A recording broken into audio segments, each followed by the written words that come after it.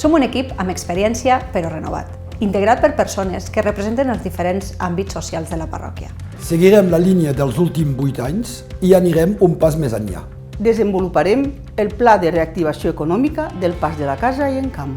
Donarem suport i ajudes socials a aquelles persones que ho necessitin. Embellirem la parròquia i, en particular, els nuclis tradicionals. Apostarem per incrementar el turisme esportiu i de muntanya. Construirem un nou parc de lleure a Encamp.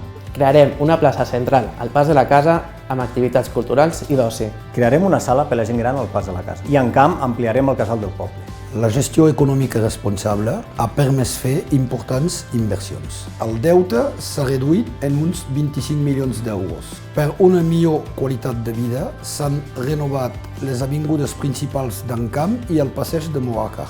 Al Pas de la Casa s'han embellit els entorns de l'església de Sant Pere i s'ha construït la passarel·la del poliesportiu.